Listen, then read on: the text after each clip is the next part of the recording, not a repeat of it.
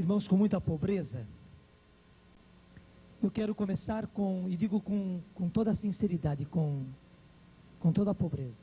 Estou me sentindo pobre. Louvado seja Deus. Eu quero começar pelo capítulo 16 de São João, de onde foi tirado o evangelho de ontem.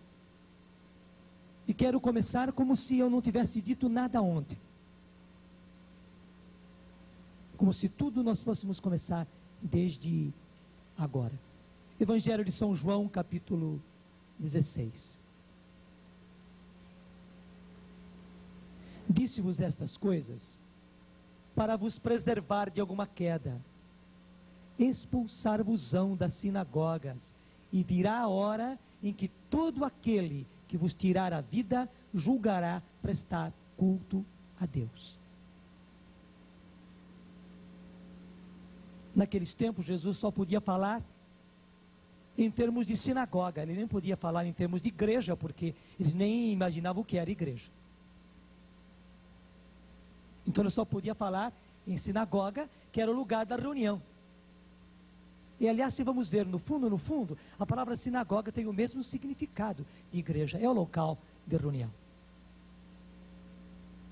Onde os que são de Deus se reúnem. Mas veja a seriedade dessa palavra. Disse-vos essas coisas para vos preservar da queda, para vos preservar de alguma queda.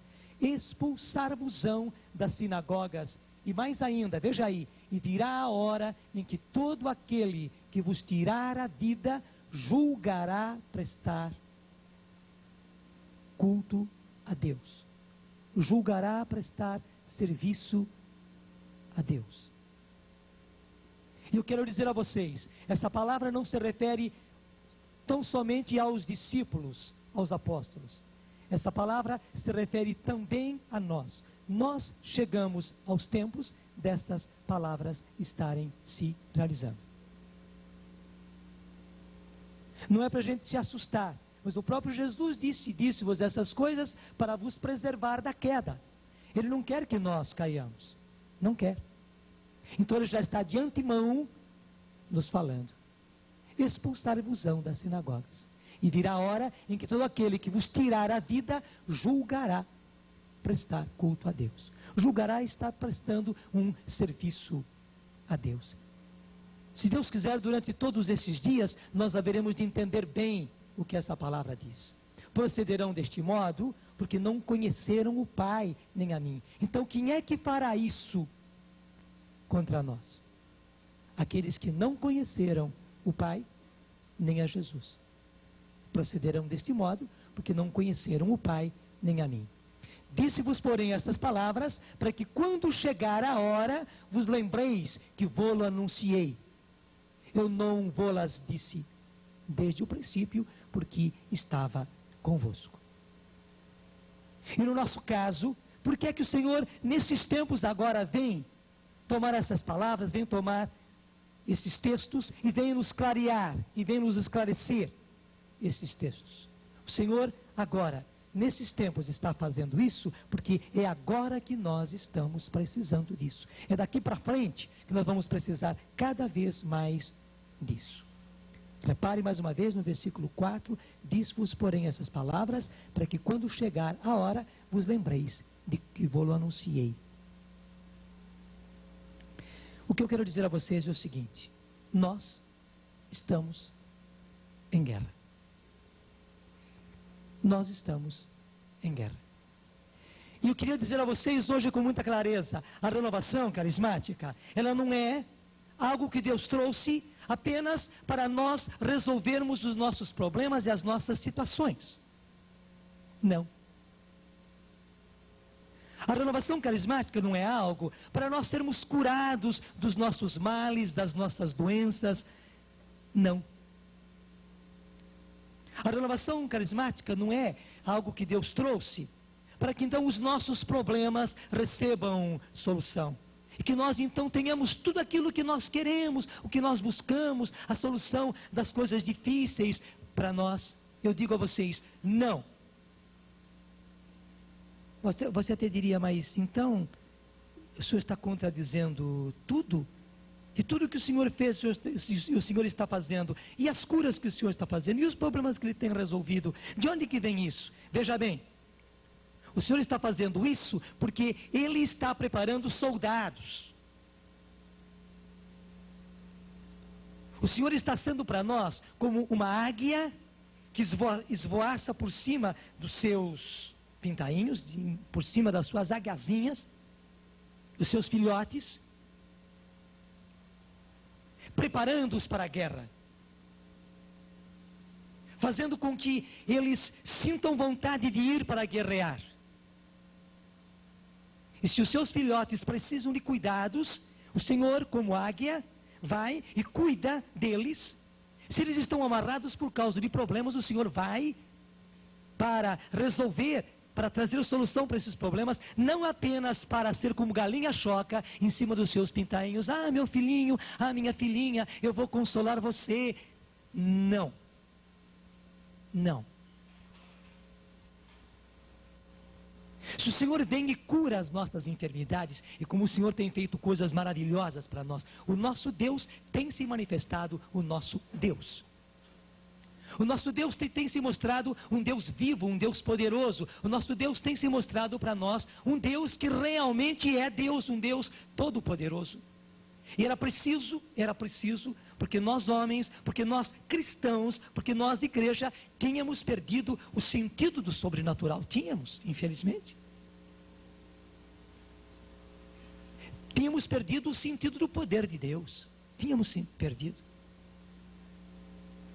Então o Senhor quis voltar a fazer tudo isso, mas para quê? E veja bem, a renovação é algo que Deus trouxe, vamos chamar isso, um movimento de cura, para as pessoas irem às igrejas, e irem aos grupos, e irem às capelas, e irem aos salões, para serem curadas, serem curadas, serem curadas. A renovação carismática é um salão de bênção, a renovação carismática é um salão de cura. Eu digo a vocês, não. A renovação carismática é uma academia onde se preparam os guerreiros de Deus. Porque nós já estamos em guerra. Porque nós já estamos em guerra. É claro que numa academia onde se preparam os guerreiros, se cuida da saúde deles. Se cuida do preparo físico deles. Se cuida dos dentes deles, se os dentes estão cariados. Se cuida deles. Por quê? Há interesse naqueles guerreiros.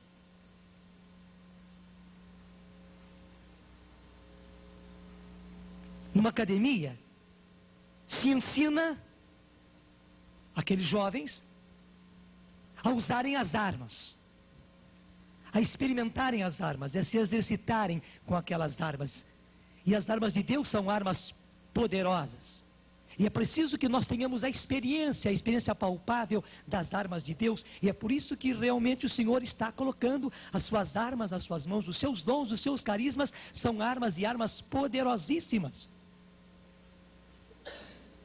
E o Senhor nos faz justamente treinados em usar essas armas. Mas tudo isso por quê? Para consolar os seus filhotes. Ah, venham cá, filhotinhos meus, venham cá, pintinhos meus. Eu sou uma galinha choca, que quer todos os seus pintinhos debaixo das suas asas. Não quero vocês em perigo nenhum, não quero vocês com problema nenhum, não quero vocês com nenhuma situação difícil, não quero vocês com sofrimento nenhum. Venham cá, podem chorar, podem se lamentar, é bom que vocês se lamentem. Ah, Senhor, ah, Senhor, ah, Senhor, o meu filho, ah, Senhor, a minha sogra, ah, Senhor, o meu tio, ah, Senhor, a minha doença, a Senhor, o meu pároco, a Senhor, a minha comunidade. Chorem bastante, porque eu gosto disso. Não, o Senhor não é uma galinha choca, e nós não somos pintinhos de galinha. O Senhor é como uma águia, e nós somos como os filhotes de águia, que o Senhor está preparando para a batalha. Que o Senhor está preparando para a batalha. Nós estamos numa academia, numa linda academia, onde o Senhor, pelo seu Espírito, está nos preparando para a batalha.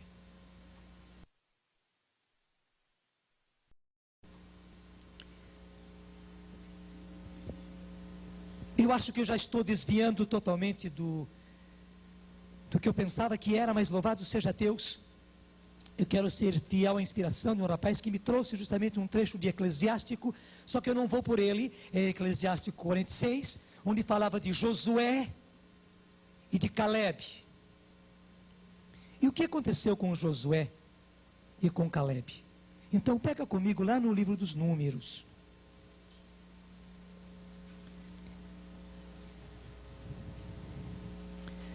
Livro dos Números, capítulo 13, para facilitar na Bíblia da Ave Maria, página 189, 189, 189.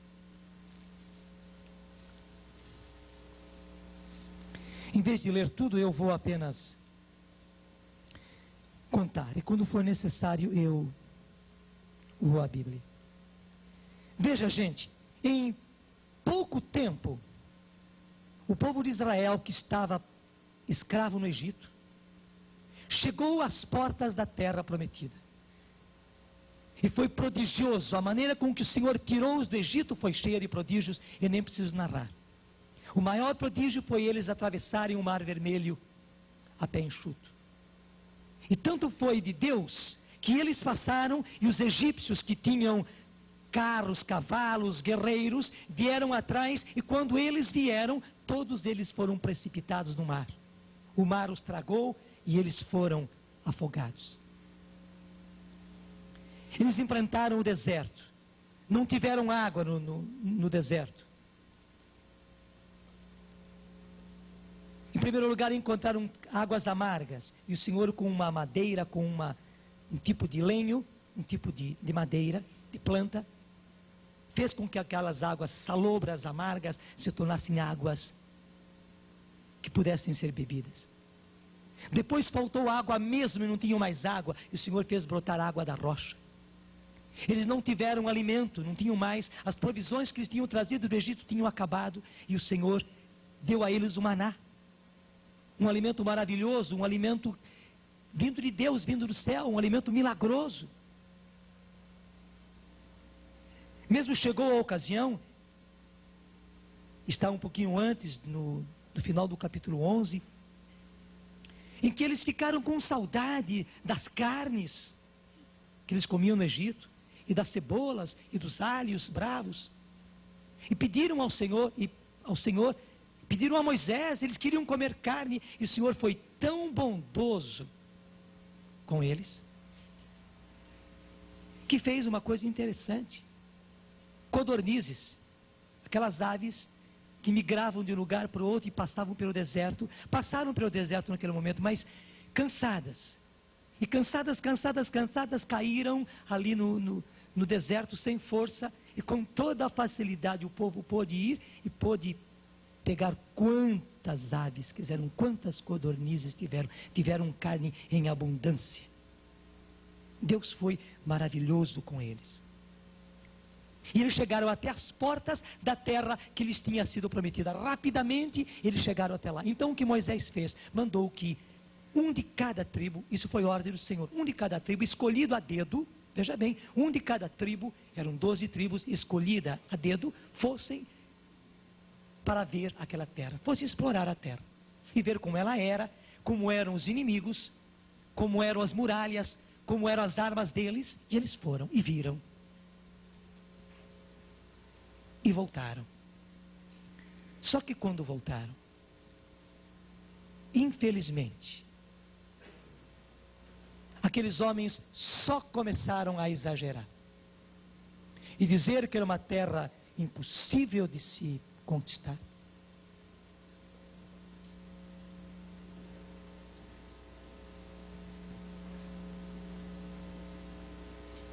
Veja o versículo 27, é melhor ler diretamente na Bíblia. Números 13, 27.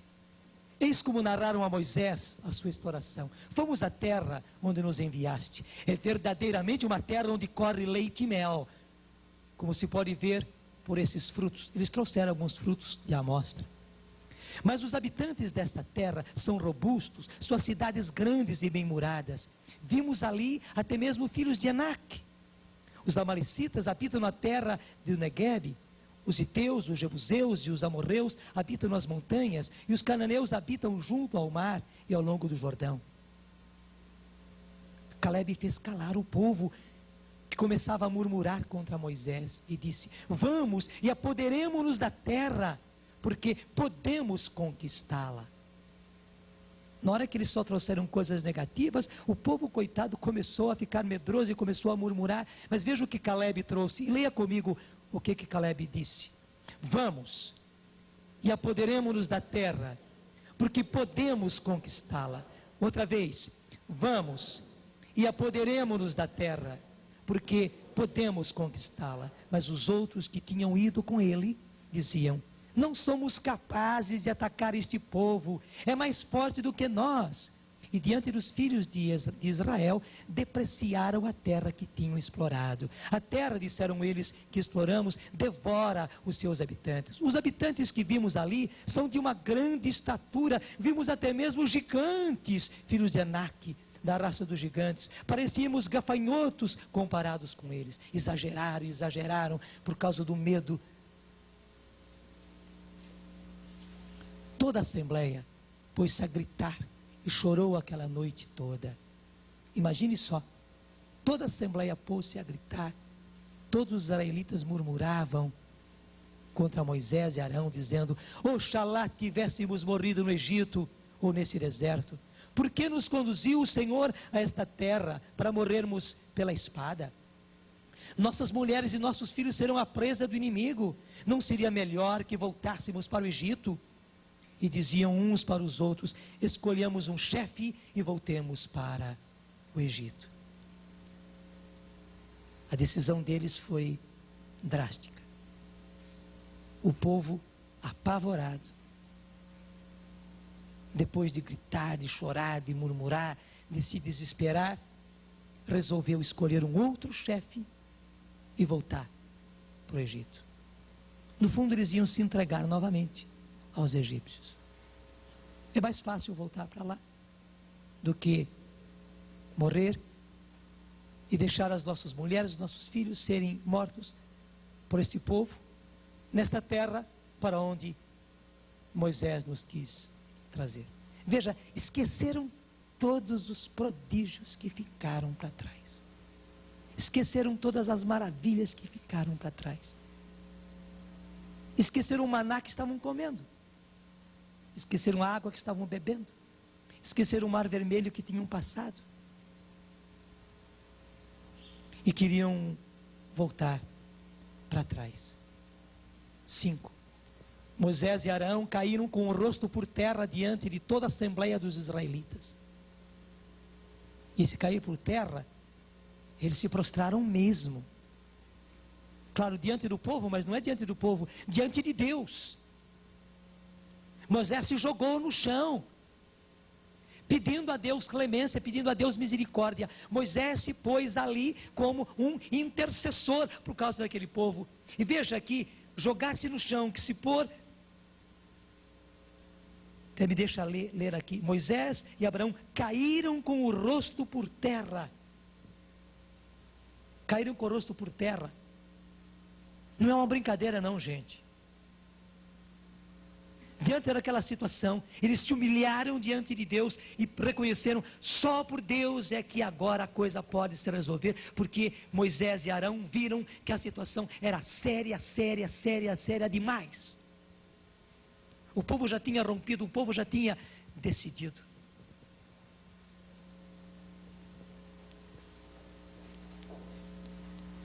Seis. Josué.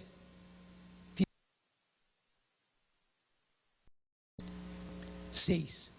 Josué, filho de Num, e Caleb, filho de Jefoné, que tinham explorado a terra, rasgaram as suas vestes e disseram a toda a assembleia dos israelitas: a terra que percorremos é muito boa. Se o Senhor nos for propício, introduzir-nos nela, e nos dará. É uma terra onde corre leite e mel. Somente não vos revolteis contra o Senhor e não tenhais medo do povo desta terra. Devorá-lo-emos como pão. Não há mais salvação para eles, porque o Senhor está conosco. Não tenhais medo deles. Toda a assembleia estava a ponto de apedrejá-los. Quando a glória do Senhor apareceu sobre a tenda de reunião a todos os israelitas, o Senhor disse a Moisés: até quando me desprezará este povo? Até quando não acreditarão em mim, apesar de todos os prodígios que fiz no meio deles? Vou destruí-lo, ferindo de peste. Mas farei de ti uma nação maior e mais poderosa que ele. Veja o que Deus estava apresentando a Moisés. Vou destruí-lo, vou destruir este povo, ferindo de peste. Mas farei de ti, Moisés, uma nação maior e mais poderosa do que ele. Era uma oferta maravilhosa. Moisés não ia ter que aguentar mais aquele povo. Ele podia ficar livre. Deus prometeu: eu vou destruir esse povo e vou fazer de ti uma nação poderosa, mais poderosa do que a deles. Era uma oferta muito boa. O que é que fez Moisés? Versículo 13. Moisés disse ao Senhor: os egípcios viram que por vosso poder tirastes este povo do meio deles, e o disseram aos habitantes dessa terra: todo o mundo sabe, ó Senhor, que estais no meio deste povo, e sois visto face a face, ó Senhor, que vossa nuvem está sobre eles, e marchais diante deles de dia numa coluna de nuvem, e de noite numa coluna de fogo. Se fizerdes morrer todo esse povo, as nações que ouviram falar de vós dirão: o Senhor foi incapaz de introduzir o povo na terra que lhe havia jurado dar, e exterminou-o no deserto. Agora, pois, rogo-vos, veja aí a intercessão, que o poder do Senhor se manifeste em toda a sua grandeza, como o dissestes.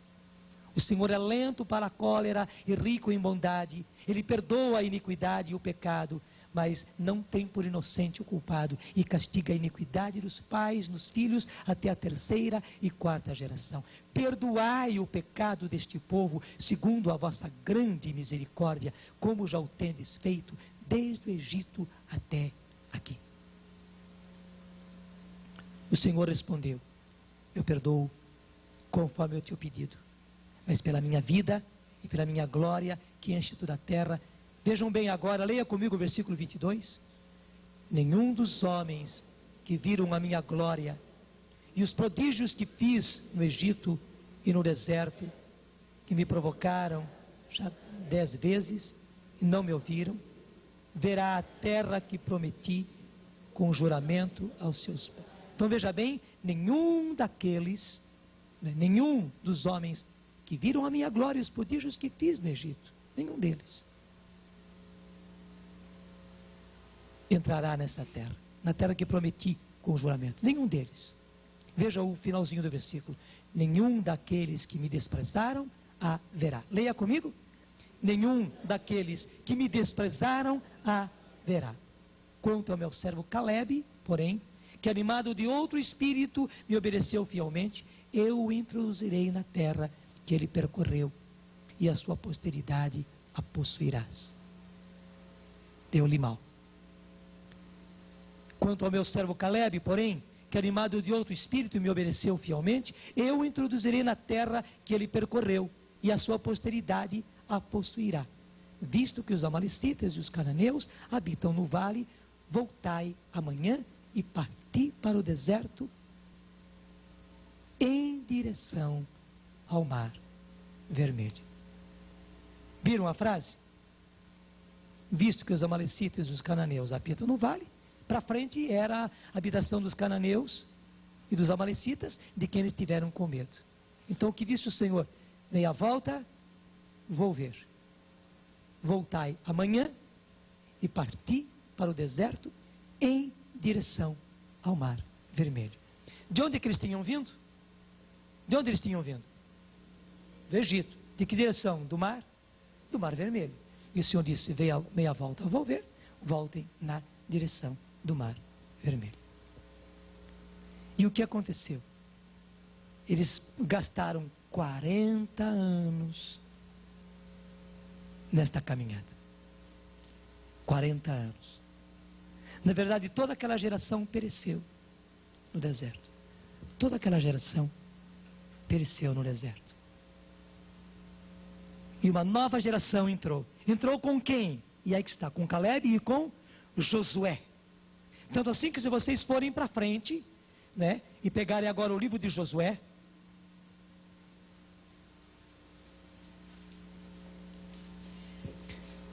(2:5:3), logo na frente, o livro de Josué, 2:5:3.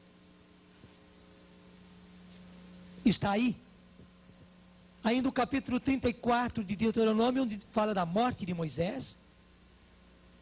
Moisés se despede, mas como Deus lhe havia dito, Moisés não entra naquela terra. Quem vai introduzir o povo na terra da promessa é Josué. E o livro de Josué começa assim: após a morte de Moisés, servo do Senhor, o Senhor disse a Josué, filho de Num, assistente de Moisés: meu servo Moisés morreu. Vamos agora, passa o Jordão, tu e todo o povo, e entra na terra que dou aos filhos de Israel. E continua tudo isso. Quem foi que entrou? Foi Josué. Por que Josué entrou? Porque ele não teve medo. Ele não teve medo. Pelo contrário, corajoso, ele fez de tudo para que o povo não se apavorasse, para que o povo não se apavorasse, para que o povo não se apavorasse. Gente, o Senhor levanta hoje a renovação carismática no meio da igreja, como levantou Josué e Caleb. Nós estamos em tempos de guerra. Nós estamos em tempos de guerra. E a nossa guerra não é contra homens de carne e de sangue, mas a nossa guerra é contra os poderes do mal. Somente que, e se Deus quiser, durante esse encontro Ele vai nos mostrar mais coisas sobre isso. As forças do mal estão se organizando de maneira humana na face da terra. Aquilo que nós começamos a ler no capítulo 16, expulsar-vos-ão das sinagogas, e todo aquele que vos matar, julgará prestar serviço a Deus, julgará prestar culto a Deus. Tudo isto está por acontecer. Eu quero dizer a vocês, assim como Jesus teve a sua vida pública, falando ao povo, anunciando ao povo, levando a palavra ao povo, levando o evangelho ao povo, implantando o reino. Assim como Jesus fez milagres, prodígios, sinais de todo tipo, de curas, de ressurreição, de multiplicação de pães, de transformação de água em vinho, de acalmar o mar. Mas depois da sua vida pública, e veja bem, Jesus que já vinha sendo perseguido, a perseguição aumenta, vão encurralando Jesus, até que a coisa fica terrível, a perseguição chega a ser cruenta.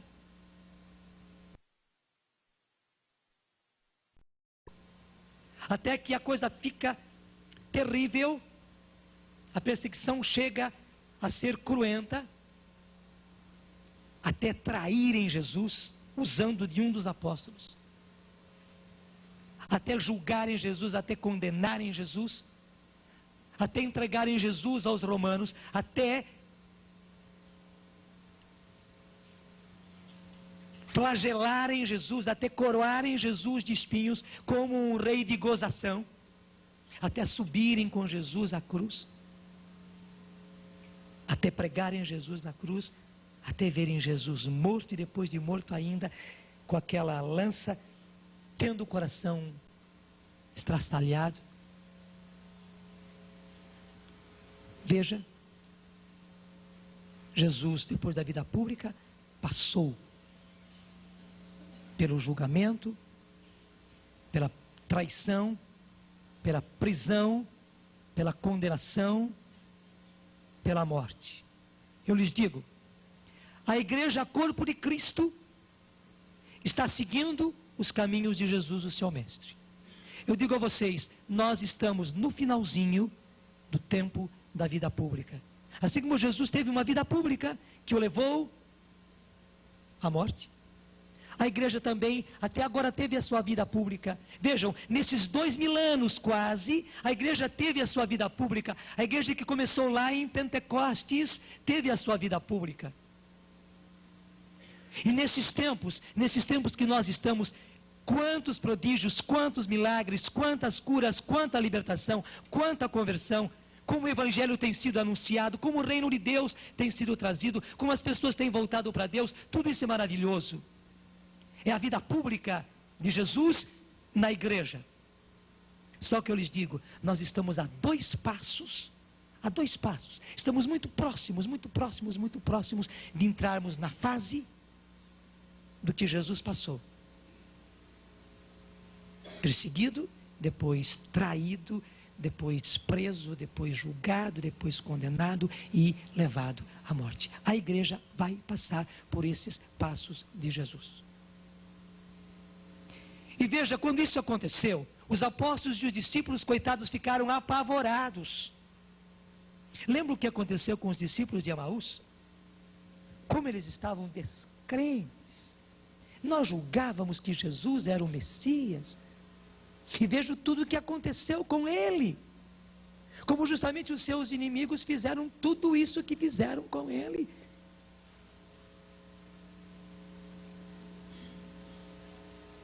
Nós pensávamos que ele era o Cristo. E porque pensavam que ele era o Cristo, e ele era mesmo o ungido, ele era o Messias, eles julgavam que nunca aconteceria isso com Jesus, mas aconteceu. Veja bem, e aí o importante, se você quer voltar comigo lá ao capítulo 16 de São João, Jesus nos falou claro, e é importante nós entendermos esta clareza com que Jesus nos fala. Disse-vos essas coisas para vos preservar da queda. Expulsar-vos-ão das sinagogas, e virá a hora em que todo aquele que vos tirar a vida julgará prestar culto a Deus.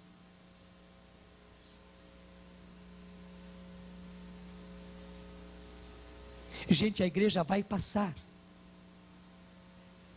pelos mesmos caminhos que Jesus passou. E nós estamos muito perto disso. E eu digo a vocês, as forças do inferno estão cada vez mais se organizando. As forças do inferno estão cada vez mais se organizando. Estão usando de pessoas humanas para isso. Somente que a nossa luta não é somente contra essas pessoas, é contra forças do mal que estão. As forças do anticristo estão cada vez mais próximas. As forças do falso profeta estão cada vez mais próximas. E já estão acontecendo nesse mundo, Estão cada vez mais se manifestando. Não é para nós termos medo. Mas é importante nós sabermos que a igreja vai passar por isso. A igreja de Cristo vai passar por isso. Você diz, mas Jesus prometeu que as forças do inferno não prevalecerão contra ela. Sim, é verdade. Tanto assim, que depois que Jesus foi traído, julgado, condenado, morto, sepultado, ele ressuscitou, glorioso. Da mesma forma, a igreja que vai passar pelos caminhos de Jesus, claro, ela não será eliminada, não. As forças do inferno não prevalecerão, mas a igreja será levada pelos caminhos de Jesus. Quando julgarem que a igreja está morta, quando julgarem que a igreja foi para as catacumbas, o Senhor ressuscitará a sua igreja, o Senhor levantará a sua igreja, e aí, assim como depois da ressurreição veio Pentecostes, igualmente. E aí está o importante para nós, o Pentecostes que nós estamos assistindo hoje, que é lindo, que é maravilhoso. Um derramamento do Espírito Santo como esse só houve na igreja primitiva. Mas esse Pentecostes ainda é pálido em comparação com o maravilhoso Pentecostes que acontecerá depois da igreja passar pelos caminhos de Jesus, depois da igreja passar pela perseguição, pela traição, pela condenação, pela morte. A ressurreição que virá e depois o Pentecostes que virá, gente, nós nem somos capazes de imaginar. Aquilo que a Bíblia vai dizer, que nós teremos céus novos e uma terra nova, a nova geração, a humanidade nova, a igreja nova. Vai ser maravilhoso. Tenhamos a certeza, a vitória de Jesus está cada vez mais próxima. Todavia, e aí nós não podemos esquecermos disso, antes de chegar à vitória de Jesus, haverá toda esta fase dura, dolorosa, sofrida. Não houve ressurreição sem morte. Aliás, só pode haver ressurreição depois que haja a morte. E a igreja está seguindo os passos de Jesus. Eu sei que eu estou lhes revelando coisas muito duras até de a gente acolher. Mas são muito concretas e eu lhes digo, são reais. São reais. São reais. É o Senhor quem está nos revelando. Eu quero passar rapidinho com vocês, já para levantar o nosso ânimo. Não esqueça, nós estamos lá ainda com Josué, né? Josué e Caleb, né? Mas eu quero passar com vocês já para Apocalipse capítulo 19.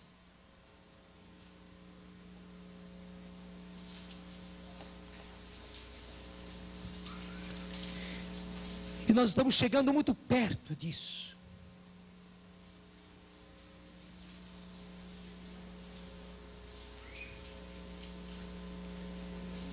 Apocalipse 19, 11.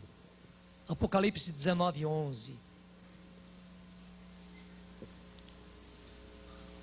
Vi ainda, lê comigo, qual é o título que está em cima do capítulo 19, versículo 11? Vitória do Cristo sobre as feras. As feras aqui, quem conhece o Apocalipse, eu tenho certeza que você conhece. As feras aí são o anticristo e o falso profeta. A primeira e a segunda fera. Que tem aspecto de cordeiro, mas na verdade é fera. Que aparece como cordeiro, que se mostra como cordeiro. Mas na verdade não é. Não é cordeiro, pelo contrário é fera. Vi então o céu aberto. Eis que aparece um cavalo branco. Seu cavaleiro chama-se Fiel e Verdadeiro. E é com justiça que ele julga e guerreia. Tem olhos flamejantes, há em sua cabeça muitos diademas, traz escrito um nome que ninguém conhece senão ele. Está vestido com um manto tinto de sangue, e o seu nome é o Verbo de Deus. Está vestido com um manto tinto de sangue, porque ele passou pela crucifixão, pela morte. E o seu nome é o Verbo de Deus. Seguiam crucifixão, pela morte. E o seu nome é o Verbo de Deus.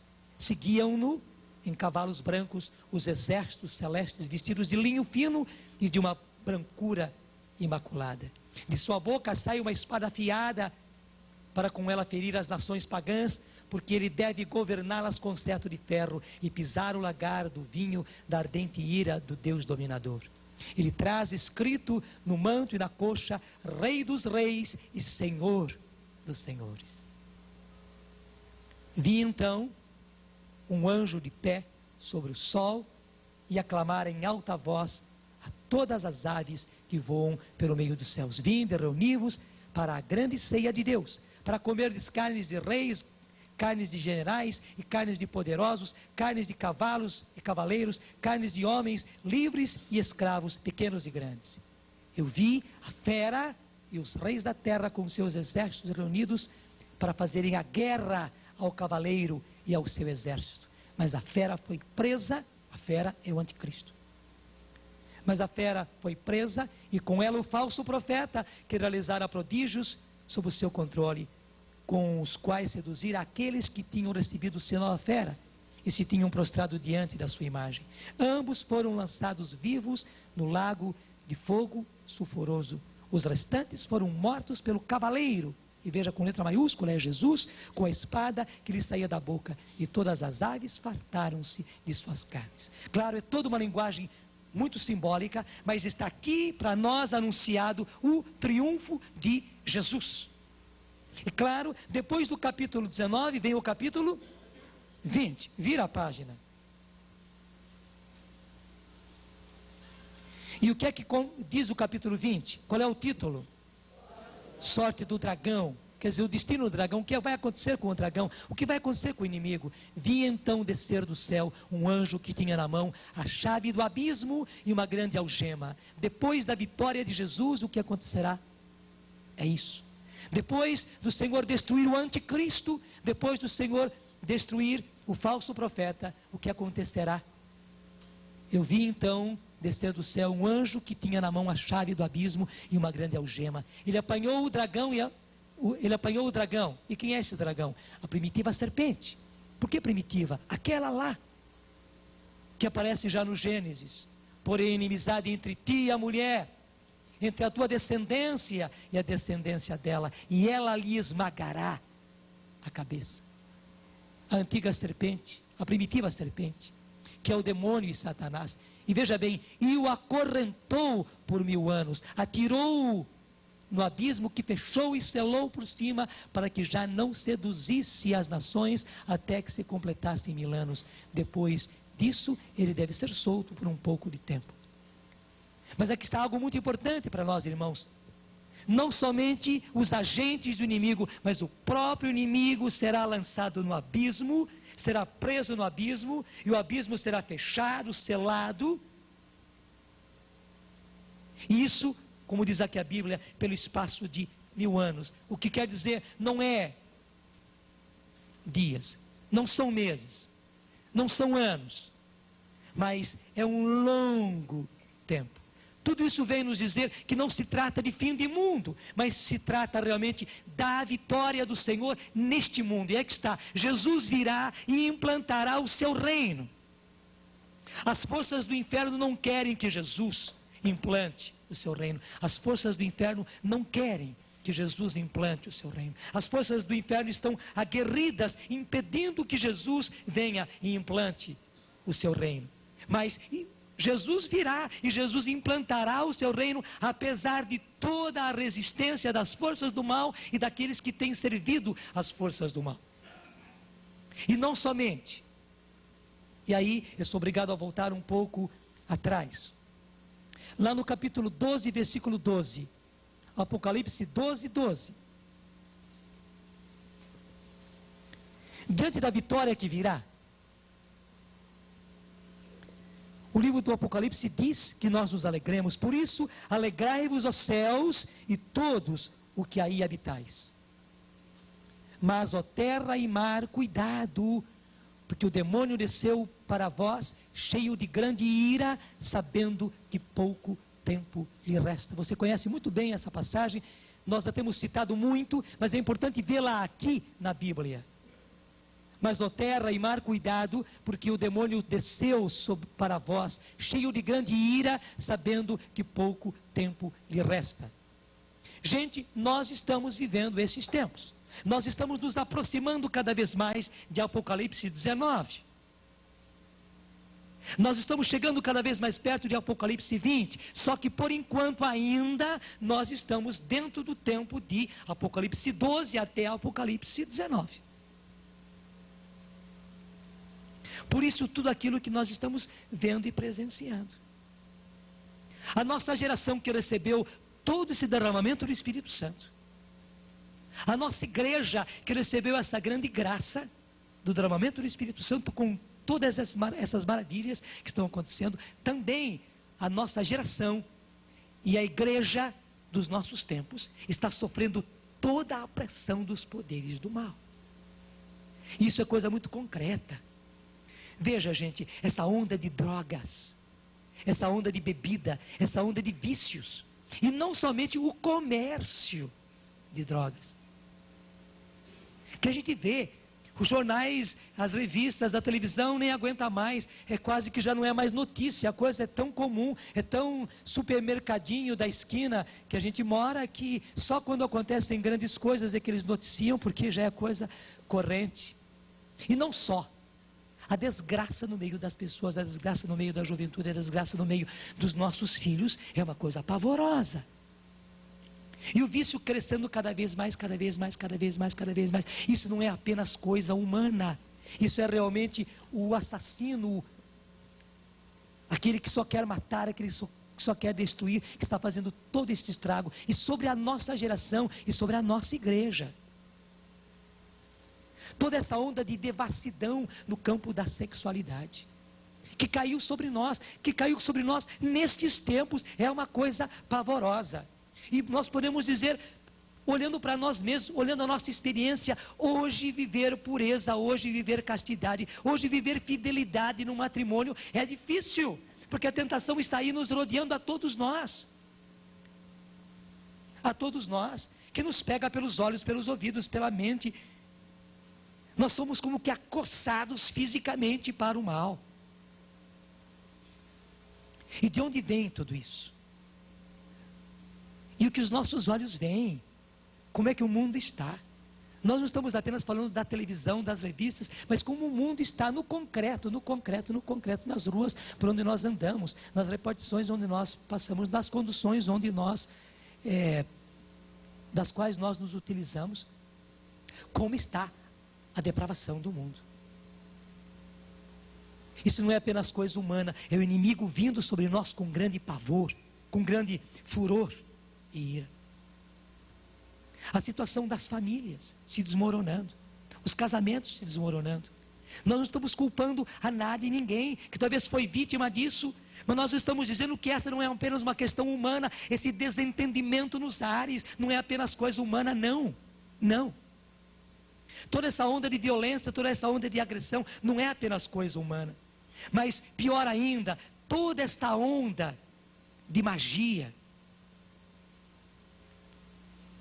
de movimentos esotéricos, que hoje até eles estão se gabando, dizendo, mas por que vocês nos chamam de esotéricos? Hoje não, nós mostramos tudo às claras, e é isso mesmo. Durante muito tempo eles foram esotéricos, quer dizer, foram sociedades secretas, fechadas, mas hoje não, tudo está às claras. Hoje o próprio satanismo está às claras, hoje sacrifícios satânicos estão às claras, hoje conjuntos satânicos estão às claras e se declarando.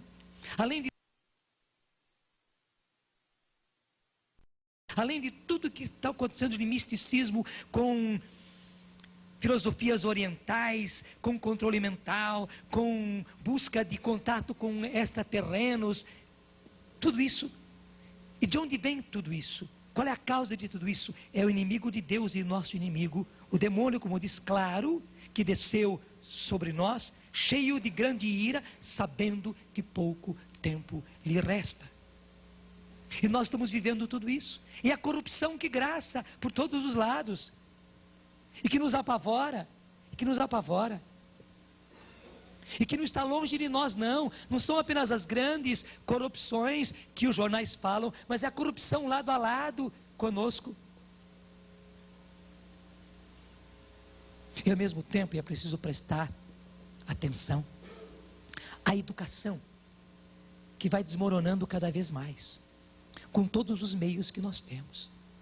É a educação que vai desmoronando cada vez mais, e a gente se apavora diante disso.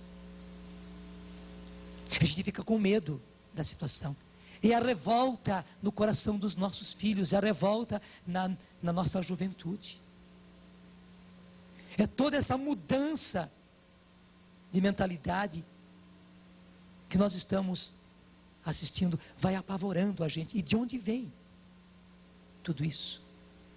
Dessa situação. O demônio desceu para vós, cheio de grande ira, sabendo que pouco tempo lhe resta. E gente, toda onda de descrença dentro da própria igreja, que nos apavora. Não foi somente o mundo, não. A igreja foi violentamente atingida. E falando isso, nós não estamos de dedo levantado contra a igreja, não. A igreja é nossa mãe, nós somos igreja. A igreja foi violentamente atacada, porque o inimigo, sabendo que pouco tempo lhe resta, e sabendo que a igreja é aquilo que o detém, aquilo que o segura, ele veio com tudo na igreja, e veio para minar a fé. Ele veio e agrediu padres, teólogos, exegetas, professores, religiosos, religiosas. Veio e foi violento o ataque dele. Dizendo isso, nós não estamos atacando, nós não estamos condenando, não, pelo contrário, é como se o nosso corpo tivesse sido atacado, o nosso fígado foi atacado. Nós não estamos nos condenando, mas temos que dizer que o nosso fígado foi atacado, e porque o nosso fígado foi atacado, todo o nosso organismo está ruim. O inimigo veio inclemente sobre a igreja, veio inclemente sobre a igreja. E daí tudo aquilo que nós estamos assistindo, até mesmo uma onda de descrença dentro da igreja, uma perda do sobrenatural. Mas tudo isso por quê? O inimigo, sabendo que pouco tempo resta, veio sobre nós, sobre a nossa geração, sobre a nossa igreja, com grande furor e ira. Porque ele sabe que Apocalipse 19 está prestes a acontecer. E tenho a certeza, o anticristo e o falso profeta estão surgindo cada vez mais. Nós estamos muito perto da aparição do anticristo e do falso profeta. Estamos. Que o Senhor haverá de destruir, mas, aí que está, liguem tudo. É isso que a igreja vai passar.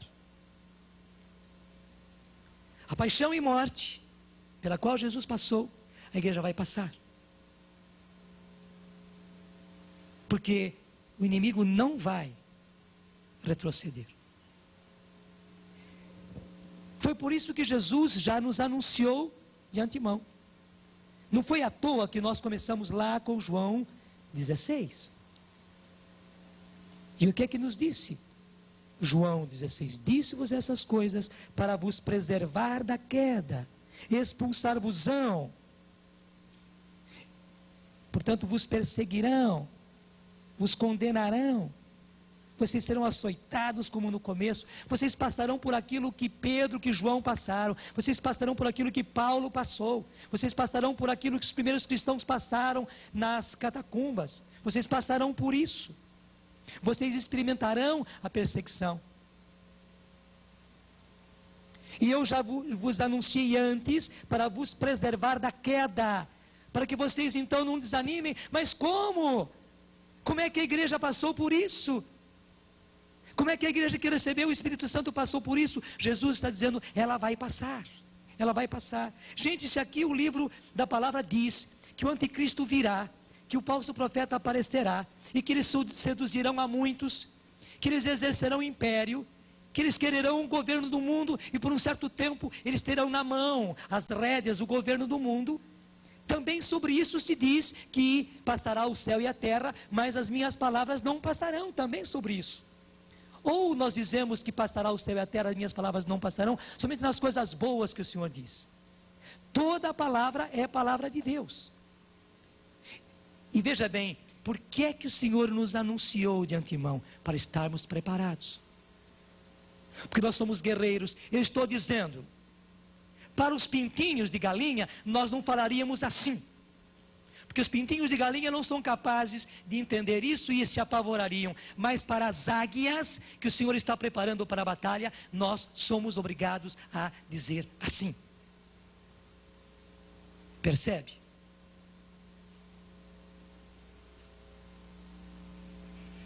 Então tudo isso acontecerá. É duro, é duro. Mas Jesus quer nos mostrar isso. Mais ainda, como está aqui, virá a hora em que todo aquele que vos tirar a vida julgará prestar culto a Deus, julgará prestar serviço a Deus. E vai ser isso, vai ser bom nós livrarmos a face da terra desses tais que são os cristãos. Ainda mais esses cristãos fanáticos, radicais, carismáticos, é bom tirá-los da face da terra, que só estão atrapalhando, só estão atrapalhando. E não pense apenas em coisinhas de paróquia, não. Serão as forças do anticristo, do falso profeta. Gente, o que nós temos sofrido nas nossas paróquias, nas nossas cidades, foi apenas o treinamento para o que nós vamos sofrer.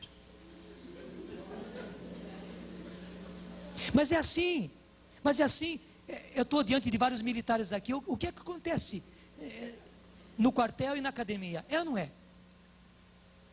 E você tem que fazer com que o pessoal passe por tudo aquilo, tem ou não tem? Dá dó, mas tem que fazer que passe por tudo aquilo. Exercício é exercício, treinamento é treinamento. Jesus quis que nós fôssemos treinados e foi um treinamento muito macio. Mas graças a Deus fomos treinados. Já estamos com pele grossa, já estamos mais calejados para aguentar a batalha. Lembre-se que nós falamos desde o começo, se trata de batalha, se trata de guerra. Se trata de guerra, e a nossa guerra não é contra as forças do mal, não é contra as forças, não é contra homens, mas a nossa batalha é contra as forças do mal. Somente que as forças do mal agindo neste mundo através de pessoas. Mas tenhamos a certeza, gente, aí que está. Por isso que eu fui logo para Apocalipse 19. A vitória de Jesus é certa, e a derrota do anticristo é certa. E a derrota do falso profeta é certa, porque Jesus disse, e nós sabemos disso, tanto quanto ele vai surgir, tanto quanto ele vai ter um certo império, tanto quanto ele vai ter durante um certo tempo as rédeas e o governo do mundo, é certo também que a vitória de Jesus virá, e o anticristo e o falso profeta serão destruídos, e mais ainda, Apocalipse 20, o inimigo vai ser preso, vai ser devolvido ao abismo, ele vai ser encarcerado, vai ser fechado lá, lacrado, e durante um milênio nós estaremos libertos das forças do mal. E claro, depois de Apocalipse 20, vem Apocalipse 21, né? E o que diz Apocalipse 21? Eu vi um novo céu e uma nova terra. Não é isso? Eu vi um novo céu e uma nova terra. E nós estamos na iminência disso. Gente, nós já estamos a 2 passos da terra prometida, para chegar. Por que eu comecei com, por que o Senhor fez que eu começasse com Josué e Caleb? Porque estamos na mesma situação. O que fizeram os outros? Só apavoraram-se e apavoraram, e o povo teve que voltar na direção do Egito, na direção do Mar Vermelho, e gastaram 40 anos, porque tiveram medo. Nós já estamos na iminência, claro, para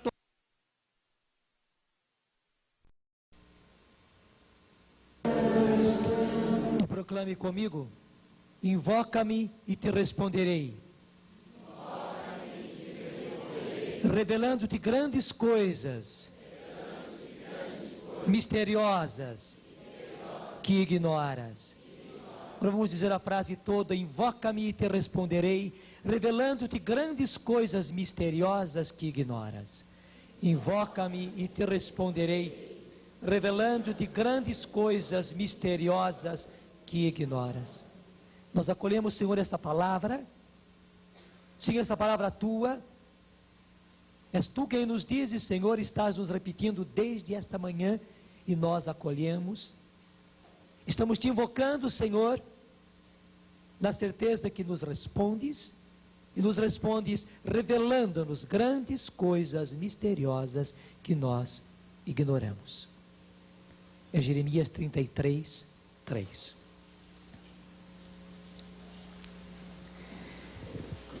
Eu quis que fosse colocado aqui no quadro, para completar a palestra anterior, longa, não é?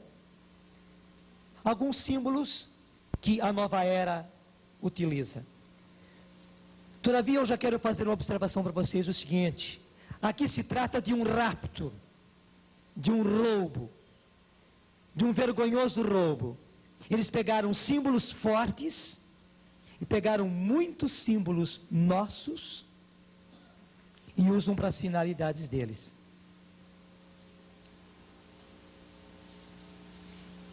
Outra coisa, além daqueles que usam esses símbolos, sabendo que foram os que criaram e são aqueles que vivem isso, claro, eles querem realmente a propaganda da nova era.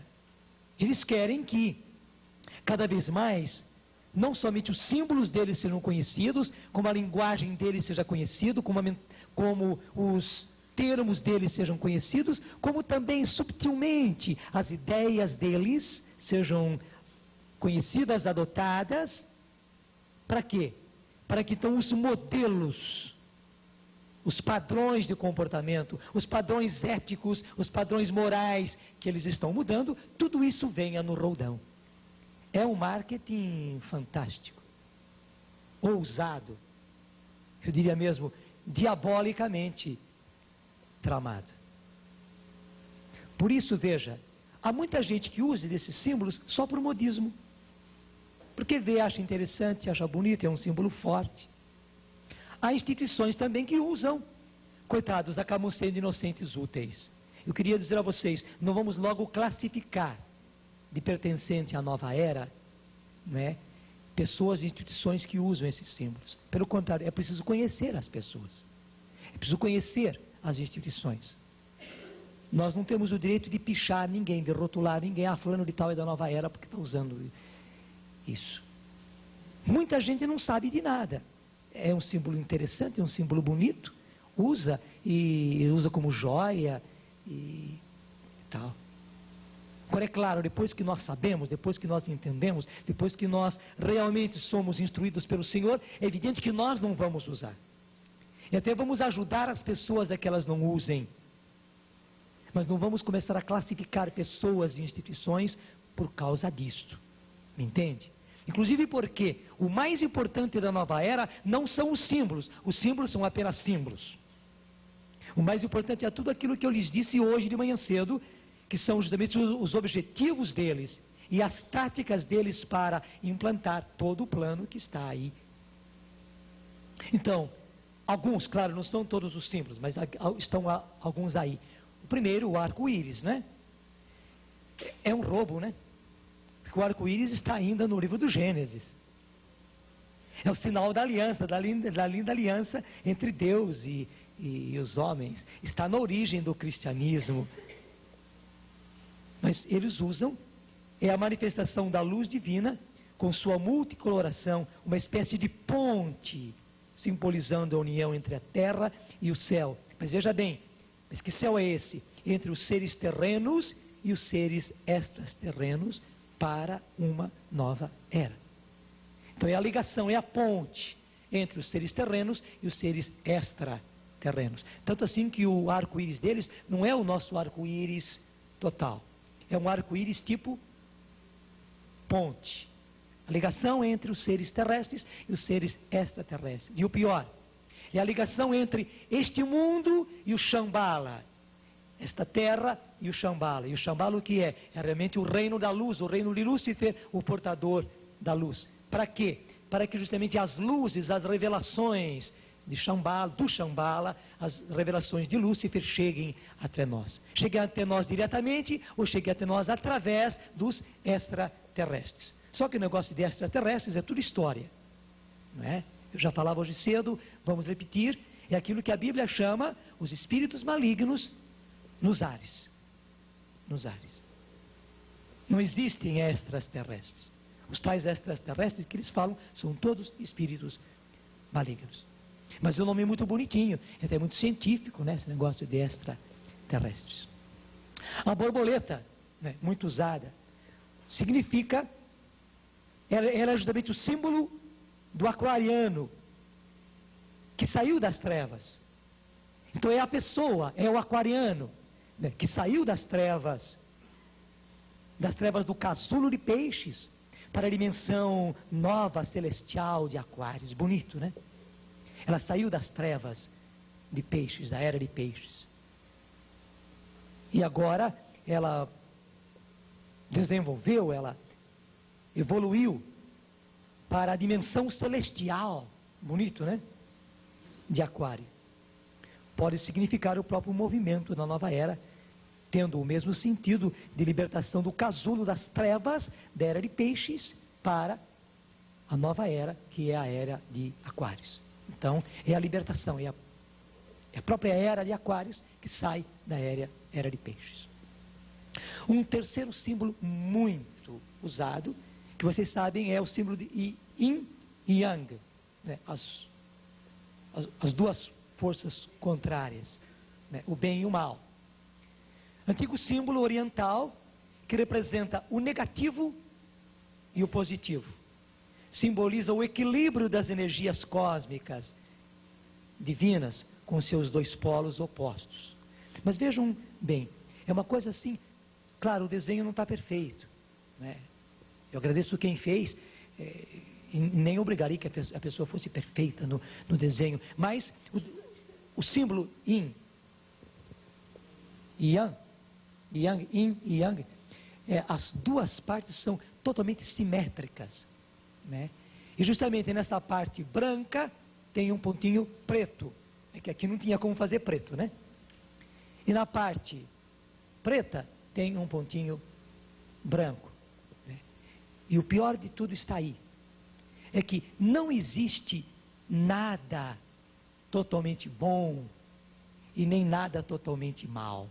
Pelo contrário, tudo é a mistura do bem e do mal. Em tudo, em todas as coisas, é a mistura do bem e do mal. É assim porque é assim. E mais ainda, não existe um bem totalmente bem. Todo bem, como se fosse aqui o branco, tem também algo de bom, que seria o pretinho aqui dentro o ponto preto dentro desse branco. E também ao contrário, não existe nada totalmente mal, né? Porque dentro dele tem também um ponto claro, branco.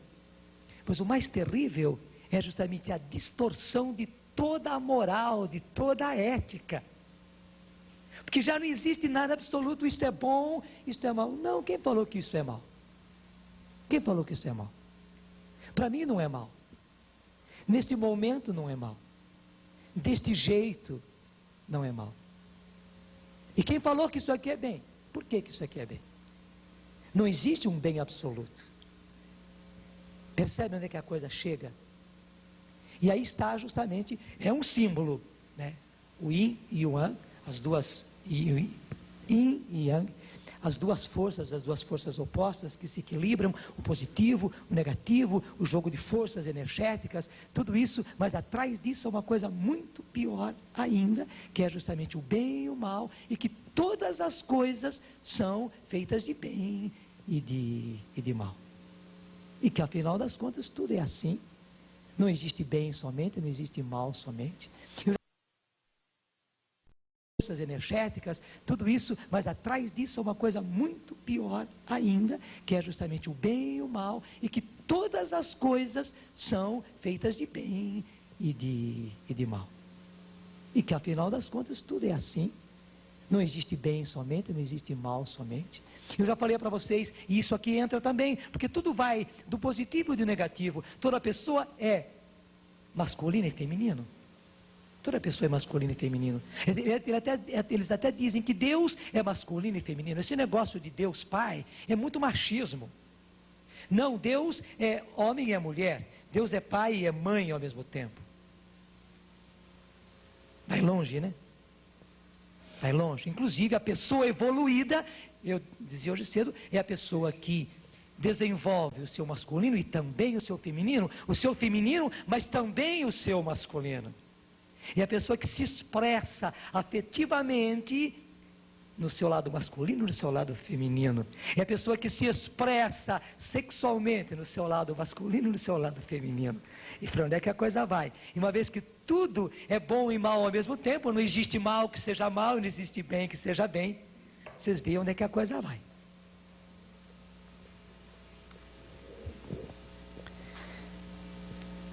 O quarto símbolo, este aqui, né, é a fita entrelaçada, que simboliza a interdependência global, com a unificação de todos os setores. Quer dizer, tudo está interligado, tudo está interligado, todas as coisas estão interligadas. Há uma interdependência global de todas as coisas, né? Vocês percebem que já existem empresas que usam isso, né? Por exemplo, a Marilyn Ferguson usa esse símbolo, o Unibanco usa este símbolo. Eu não estou pichando, eu não estou dizendo que eles sejam da nova era. Eu não estou dizendo que eles sejam patrocinadores da nova era. Nós sabemos que há empresas que são patrocinadoras da nova era. Eu não estou dizendo. E nem quero que vocês digam. Nós precisaríamos saber para poder dizer uma coisa assim. Mas que já são símbolos muito usados, na verdade, é o marketing deles. Eles fazem questão que usem os símbolos deles, né? Essa interligação de todas as coisas, essa interdependência global de todas as coisas. O outro, mas o interessante é isso, onde vocês encontram isso aqui, ali tem um cheiro de nova era. Este símbolo é o símbolo de Urano, né? É o planeta que rege a era de Aquário. Então, para eles é importante. Segundo os astrólogos, não é segundo a astronomia, mas é segundo a astrologia, né? E simboliza a harmonia e o equilíbrio. Simboliza a harmonia e o equilíbrio. Até o fato de ter essa seta para baixo, então eles mostram que as energias vêm vindo todas para baixo, vêm vindo para o homem, e que é isso justamente, não é o homem voltado para um Deus, uma divindade fora dele, pelo contrário, tudo converge para o homem, todas essas histórias, né? Plutão, aliás, Urano é o planeta que rege a era de Aquário. A pirâmide, eu nem preciso falar, né? Ela não somente ela é usada como símbolo, mas ela é largamente utilizada na nova era, e muita gente tola usa, e muita gente inocente e útil usa, mesmo na igreja, mesmo os padres religiosos usam a pirâmide, porque eles falam e refalam, né, na pirâmide como captadora de energia e como distribuidora e harmonizadora de energias. Só que nós temos que remontar lá atrás, né, assim como a Babilônia, né, o Egito foi a terra da magia, do ocultismo e tudo mais, né? E as pirâmides, o que elas foram? Claro, elas eram também local para enterrar os faraós, mas justamente de acordo com os costumes deles, levaram para dentro das pirâmides todas as coisas dos rituais deles, da magia deles, do que eles faziam, tudo tem lá. É como um museu. É como um museu no qual eles colocaram age, né? New age, novo age, era, idade, conspiração aquariana, toda uma conspiração aquariana, era de Aquário, ou Aquários, Aquário em português, Aquários é o termo mais clássico, né? Nova ordem mundial, que eles estão conquistando, uma nova ordem internacional, que é a mesma coisa, né? Nova consciência, e como a gente tem ouvido falar sobre isso, né? Eles usam muito a expressão interdependência, fraternidade universal, família global, cidadão do mundo, para que significar este vasto, este amplo, né, que vai além do pequenininho, evolução, modernidade, progresso, tudo isso. Holístico, né, que quer dizer global, tudo se une, tudo converge, tudo forma um todo. Holos, no grego, é todo, holístico, muito usar a expressão holístico, né? Holística. Colônia global. Vocês ouvem muito falar em mãe terra, nave terra, mãe d'água, mãe Gaia, né? Gente, eles usam as coisas mais lindas que nós temos. A ecologia, por exemplo. É claro que temos que defender a natureza, é claro que a natureza é dom de Deus, que a natureza é justamente o jardim onde Deus nos colocou. Só que para eles tem todo um sentido diferente, inclusive de culto. Para eles, a mãe terra, né, Gaia, é uma deusa, é a deusa terra. E é adorada como deusa. E depois existem gnomos aqui na terra. Como é que é outro nome também? Duendes.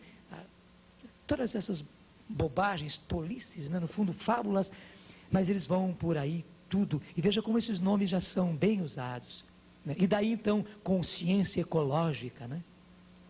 Outros termos que a gente usa, que vê usar muito, né? Mestres cósmicos. São esses mestres do cosmos. Mestres universais, né? Extraterrenos ou extraterrestres, né? Os ETs, espíritos cósmicos, usam muito essas expressões. Para designar Deus, eles usam eu maior, absoluto, a grande mente universal, né? A força. Para os líderes universais, né? Nós já falamos hoje cedo o termo avatar, né? O ungido, mas no sentido deles, não no nosso. O instrutor do mundo, né? Maitreya, ou Senhor Maitreya, Saint-Germain. Nós ouvimos muito a expressão magos e também bruxos, que até perde o mau sentido que havia antigamente, né? Os bruxos e tal. Bom, tudo isso. Eu queria pegar com vocês, primeira carta a Timóteo, capítulo 4.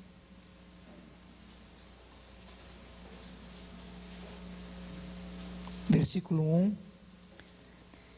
Primeira carta a Timóteo, capítulo 4. Versículo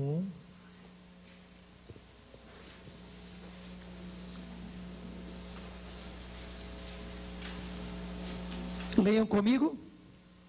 O Espírito diz expressamente que nos tempos vindouros alguns hão de apostatar da fé, dando ouvidos aos espíritos embusteiros e a doutrinas diabólicas. Basta aí. Gente, nós estamos vivendo estes tempos. Eu vou repetir. Primeira carta a Timóteo, capítulo 4, versículo 1. O Espírito Santo, diz expressamente que nos tempos vindouros, quer dizer, nos tempos que hão de vir, e nós estamos já nesses tempos, alguns hão de apostatar da fé, dando ouvidos a espíritos embusteiros e a doutrinas diabólicas.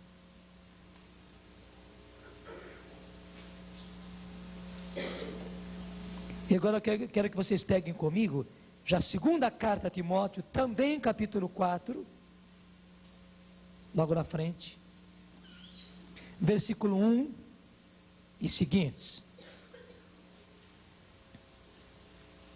Qual é a resposta a tudo isso? Qual é a resposta de Deus a tudo isso? Eu te conjuro, em presença de Deus e de Jesus Cristo, que há de julgar os vivos e os mortos, por sua aparição e por seu reino. Veja bem, tudo que diz aqui. Eu te conjuro, é Paulo falando a Timóteo e a nós, em presença de Deus e de Jesus Cristo, que há de julgar os vivos e os mortos por sua aparição e por seu erro. A aparição, quer dizer, a vinda do Senhor, e por seu reino que vai ser implantado. E o que é que ele está conjurando? Prega a palavra, insiste oportuna e importunamente, repreende, ameaça, exorta com toda a paciência e empenho de instruir. Porque virá tempo em que os homens já não suportarão a sã doutrina da salvação, levados pelas próprias paixões e pelo prurido de escutar novidades, ajuntarão mestres para si, apartarão os ouvidos da verdade e se atirarão às fábulas. Gente, não passa disso. Você percebe que são fábulas mesmo. A gente fica até abismado de ver como é que o pessoal acredita nessas coisas todas. Mas apartarão os ouvidos da verdade e se atirarão às fábulas. Tu, porém, sê prudente em tudo, paciente nos sofrimentos, cumpre a missão de pregador do Evangelho, consagra-te ao teu ministério, consagra-te ao teu ministério. E você sabe que consagrar-se ao ministério é consagrar-se ao ministério. Consagra-te ao teu ministério, consagra-te ao teu ministério, porque os tempos que nós estamos vivendo são estes tempos. E veja a união entre 1 Timóteo 4:1 e 2 Timóteo 4 também, o versículo 1 e seguintes. Então, gente, qual é a vitória de Deus sobre essa situação? A vitória de Deus sobre essa situação é justamente a palavra de Deus, a pregação da palavra de Deus, é aquilo que Paulo diz, prega a palavra, prega, versículo 2, prega a palavra, prega a palavra. Acho que você está me entendendo, não está? Prega a palavra, não são outras coisas, prega a palavra é que vai convencer, a palavra é que vai transformar. Prega a palavra, insiste oportuna e importunamente, repreende, ameaça, exorta com toda a paciência e empenho de instruir. E por quê? Porque virão tempos em que os homens já não suportarão a sã doutrina da salvação, já não suportarão a sã doutrina da salvação. Estamos vendo isto na igreja. Estamos vendo isso entre os nossos irmãos. Já não suportarão a sã doutrina da salvação. Levados pelas próprias paixões e pelo prurido de escutar novidades, ajuntarão mestres para si. Apartarão os ouvidos da verdade e se atirarão às fábulas. Gente, é doloroso isso? É. Mas também diante dessa situação dolorosa, nós devemos dizer, passará o céu e a terra, mas as minhas palavras não passarão, infelizmente, mas isso já está acontecendo. Nós quereríamos que não, mas não adianta tapar o sol com a peneira. E qual é o remédio? Versículo 5, leia comigo. Tu, porém, sê prudente em tudo, prudente em tudo. Tu, porém, sê prudente em tudo, prudente em tudo. Gato escaldado tem medo até de água fria, né? Tu, porém, sê prudente em tudo. Nós estamos numa época dificílima, é preciso prudência, prudência do Espírito. Nós não podemos ser afoitos, temos que estar firmados no Senhor, no Senhor, no Senhor, no Senhor, na palavra do Senhor, sem exceção, sem exceção, sem exceção, sem exceção. Tu, porém, ser prudente em tudo, continua, paciente nos sofrimentos. Já estamos sofrendo e vamos ter que sofrer mais ainda. Cumpre, continua, cumpre a missão de pregador do Evangelho. Consagra-te ao teu ministério, consagra-te ao teu ministério. E quem é chamado à evangelização, consagra-te ao teu ministério, consagra-te ao teu ministério. E, gente, não é mais hora de brincadeira. Por amor de você, por amor dos seus filhos, por amor da sua família, por amor dos seus entes queridos, e por amor dos irmãos. E veja bem, nós todos sabemos que é duro evangelizar na própria casa e entre os nossos. Mas eu tenho repetido sempre isso, quando a gente vai plantar, quando ele vai semear no quintal do vizinho, Deus provê alguém que venha semear e plantar no nosso quintal. O reino de Deus não se deixa vencer, o reino de Deus paga sempre e paga sempre bem.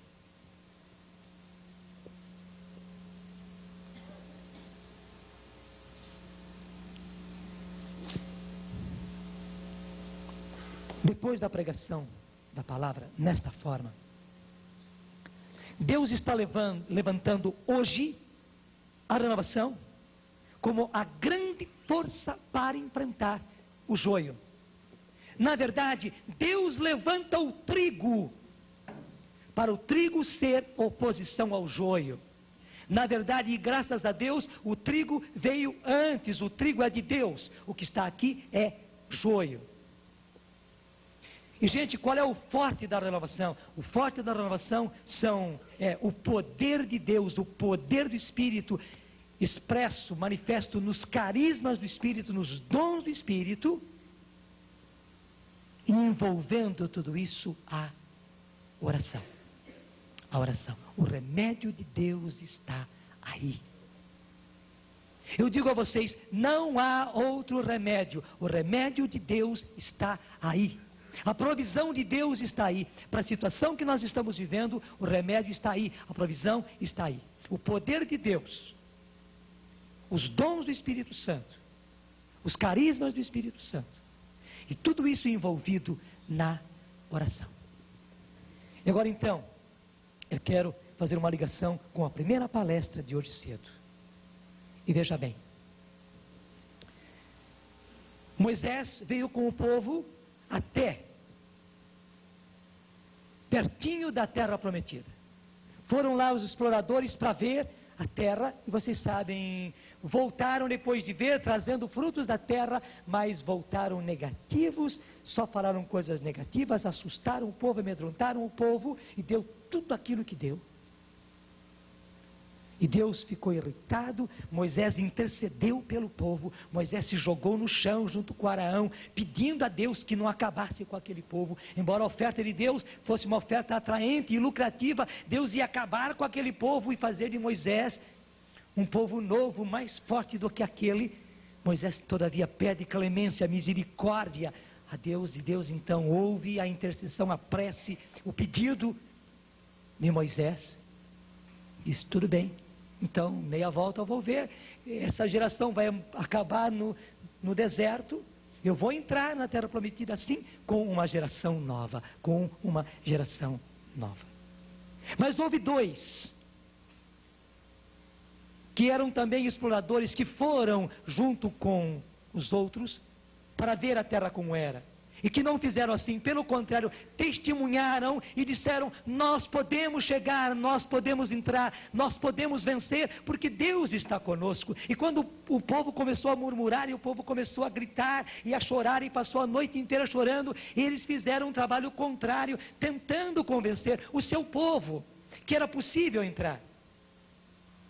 E foram Josué e Calebe.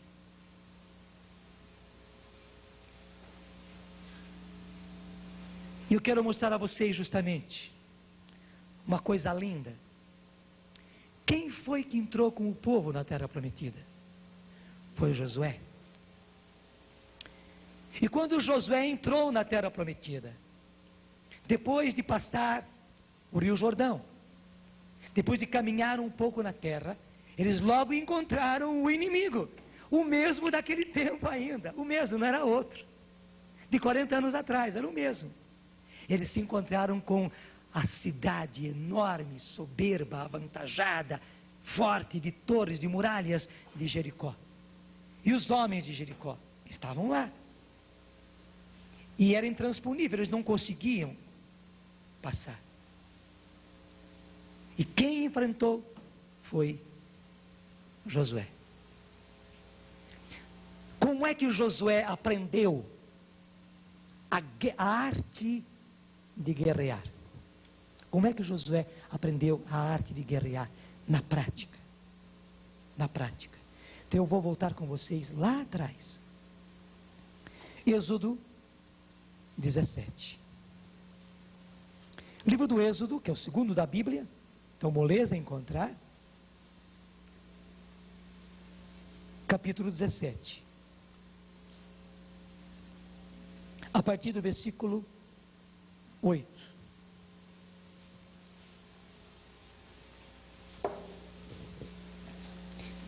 Estamos no comecinho, no início da caminhada pelo deserto.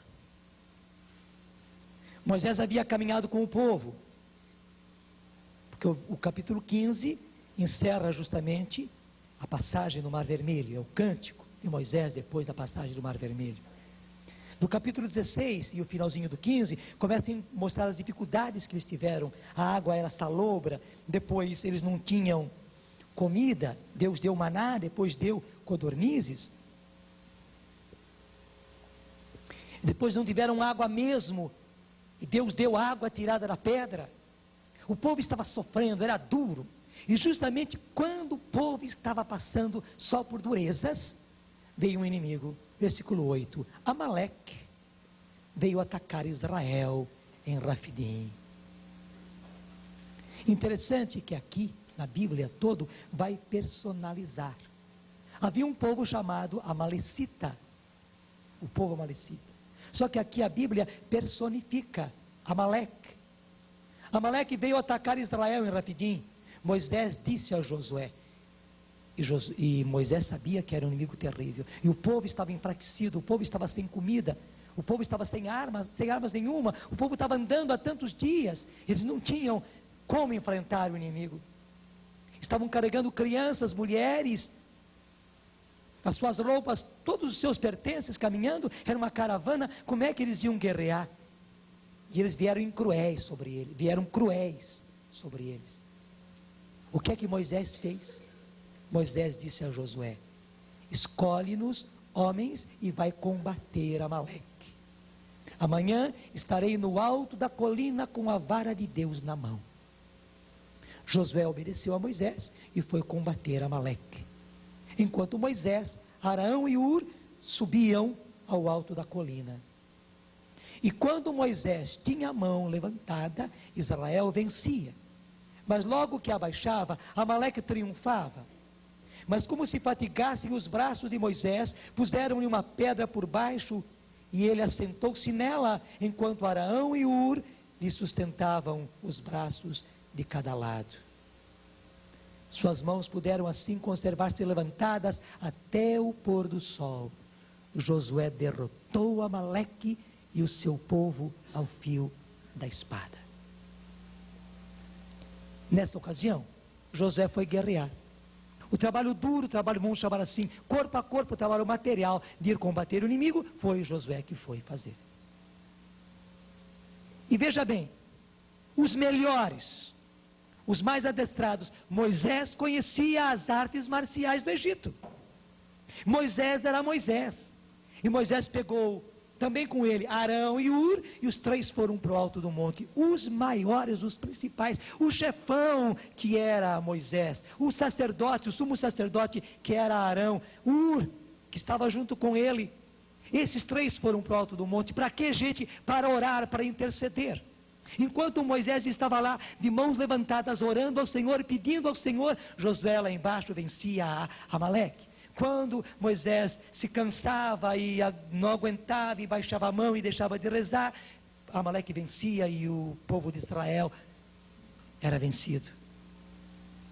Até que fazem aquilo, sentam Moisés numa pedra, um de cada lado segurando as mãos de Moisés, e Moisés vai orando, até o sol se pôr. Veja, orou, sem cessar. E porque orou sem cessar, Josué venceu, até desbaratar o inimigo. Você entendeu, não entendeu? Foi assim que Josué aprendeu a ser guerreiro. Claro, não foi a única vez. A partir daí, muitas e muitas vezes, ele era o companheiro direto de Moisés. Você se lembra que Moisés ia muitas vezes buscar Deus no alto do monte, e levava consigo Josué. Josué era o discípulo de Moisés. Até que Moisés viu, mas Senhor, toda vez tem que ir ao alto do monte, para me encontrar contigo não dá. E Deus, tá bem, Moisés, eu posso falar contigo em qualquer lugar, faz uma tenda, aí afastado no acampamento, que toda vez que você precisar me consultar, venha, eu vou te responder. E Moisés fez a tenda como Deus mandou fazer, o tabernáculo, né? A tenda. E Moisés ia para lá para consultar Deus, para saber como guiar aquele povo, qual era a orientação de Deus, a ordem de Deus, de como conduzir aquele povo, que não era fácil. E toda vez que Moisés ia, Josué ia junto também. E Josué ouvia Moisés orando ao Senhor, falando ao Senhor, perguntando ao Senhor, e o Senhor respondendo a Moisés. Moisés saía e ia executar as ordens de Deus, e Josué continuava lá. Isso está na Bíblia, ele continuava lá dentro, ainda. Foi assim que ele foi aprendendo.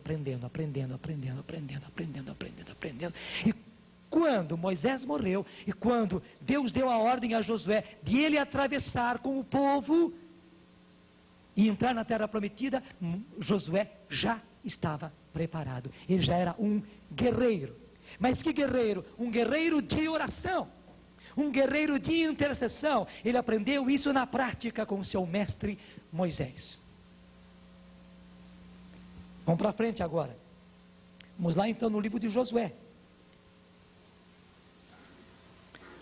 Depois do Deuteronômio, que é o 5º livro, vem o 6º livro, que é Josué. No 1º capítulo de Josué fala então, Moisés morreu e Deus passa o comando a Josué, dá as ordens a ele. No capítulo 3, eles passam o Rio Jordão e entram na terra. E no capítulo 5,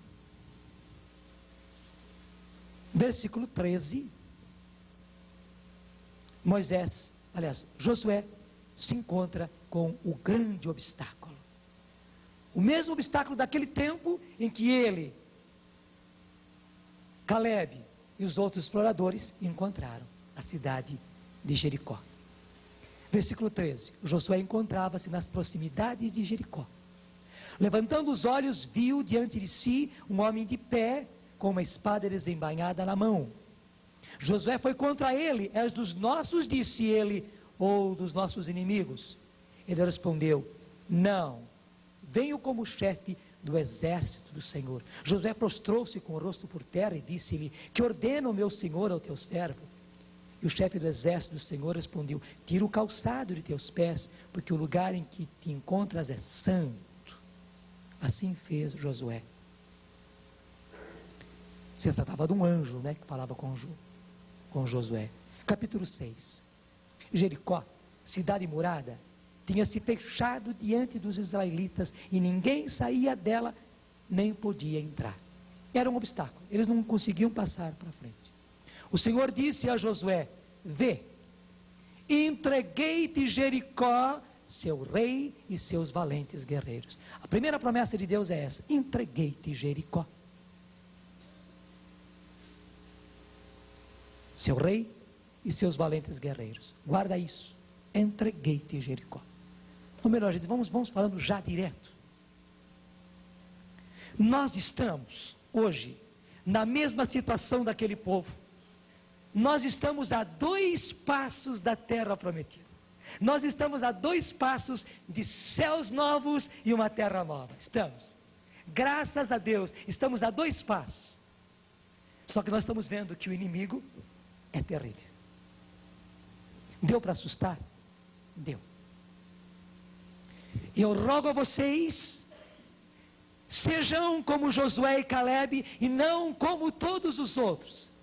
Gente, não é hora de assustar o povo, de murmurar e dizer que é impossível, estamos numa enroscada e não tem como. Muito ao contrário, é hora de vivermos a situação de Josué e Caleb. Você está entendendo?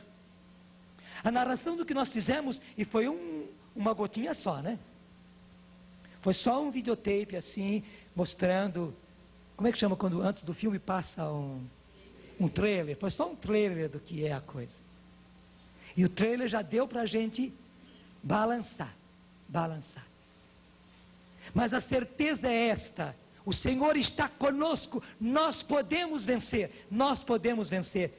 E o que aconteceu? O povo murmurou, o povo se desesperou, tiveram que dar toda a volta, e agora de novo, agora com Josué instruído, Josué um guerreiro não somente de armas, mas muito mais um guerreiro de Deus, um guerreiro de oração. Ele está agora de fronte de Jericó. E o que é que o Senhor diz a ele? Entreguei-te Jericó, seu rei e seus poderosos guerreiros, e seus valentes guerreiros. Gente, é a mesma coisa que o Senhor diz a nós: entreguei-te Jericó.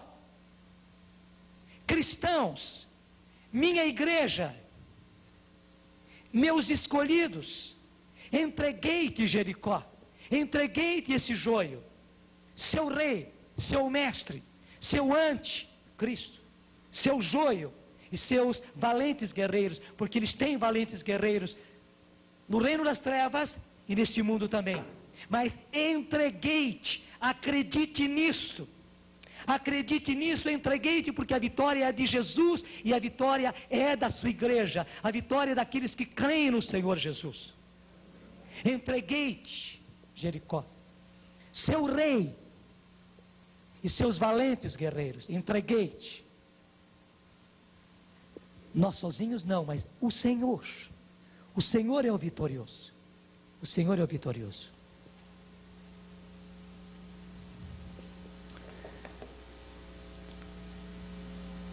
E o que eles deviam fazer? Acompanha comigo o versículo 3. Dai volta à cidade, vós todos os homens de guerra, contornai toda a cidade uma vez. Assim farás 6 dias, durante 6 dias. 7 sacerdotes, tocando 7 trombetas, irão adiante da arca. Ao 7º dia, darei 7 vezes volta à cidade, tocando os sacerdotes a trombeta. Quando o som da trombeta for mais forte e ouvirdes a sua voz, todo o povo soltará um grande clamor e a muralha da cidade desabará. Então o povo tomará de assalto a cidade, cada um no lugar que lhe ficar de frente. Josué, filho de Num, convocou os sacerdotes e disse-lhes: levai a arca da aliança, e 7 sacerdotes estejam diante dela tocando as trombetas. E disse o seguinte, Em seguida ao povo: avante, dai a volta à cidade, marchando os guerreiros diante da arca do Senhor. Logo que Josué acabou de falar, os 7 sacerdotes, levando as 7 trombetas retumbantes, puseram-se em marcha diante do Senhor, tocando seus instrumentos, e a arca da aliança do Senhor os seguiu. Eu não preciso ler tudo, mas eles fizeram isso o primeiro dia, o segundo dia, o terceiro dia, o quarto dia, o quinto dia, o sexto dia. Mas quem entende um pouco de guerra, mas que coisa mais incompreensível, né? Os guerreiros, em vez de guerrear, marchando, andando, uma procissão. Sacerdotes vestidos com as trombetas, tocando, e a arca da aliança, a volta em toda a cidade. Certamente o pessoal de Jericó só zombou deles. E é certo que os inimigos de Deus e nossos inimigos só se riem de nós. Mas, gente, o que é isto? E aí está o importante. O que é isto? A nossa vitória é a oração. A nossa vitória é a intercessão. Os sacerdotes na frente com suas trombetas, e o povo guerreiro marchando em torno da cidade. É a oração. E conosco a arca da aliança. O que era a arca da aliança? A arca da aliança era um baú, onde se levava dentro as tábuas da lei.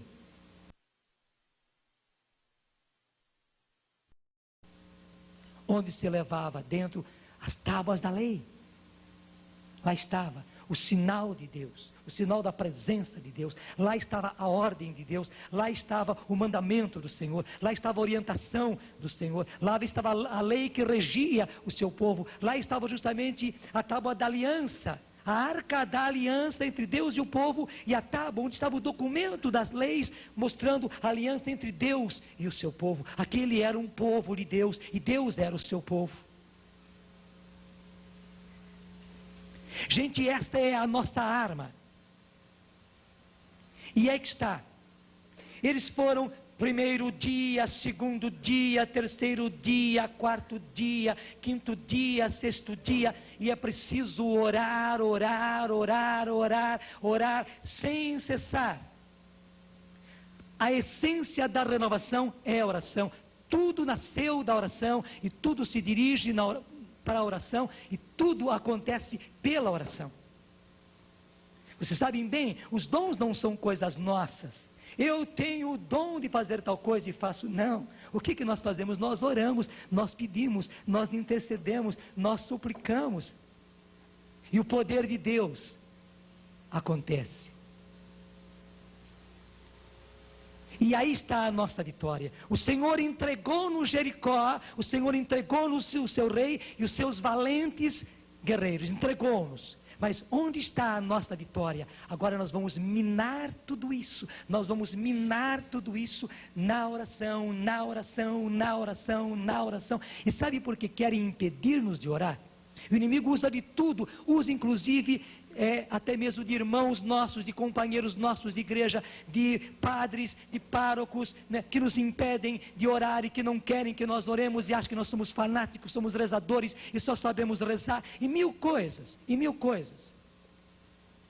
Sabe por que todo esse empecilho? Porque o inimigo sabe onde está a força, onde está a força de Deus para desvencilhar o inimigo. E tenham a certeza, é na oração. E mais ainda, o Senhor deu a nós trombetas. E que são essas trombetas? Essa maneira nova de orar, em que não somos nós que oramos, é o Espírito Santo orando em nós. Gente, aí está a arma poderosa, a oração em línguas. E é por isso que o inimigo quer tapar a nossa boca. É por isso que existem tantas proibições e tanto desentendimento deste dom maravilhoso que é o dom de línguas. E é por isso que ele faz de tudo para nos tirar, mesmo a nós. Porque, claro, a oração em línguas não é uma oração da nossa cabeça, não é uma oração da nossa mente. Ainda mais nessa fase de tanta corrupção da mente humana. Nessa fase de tantos falsos profetas.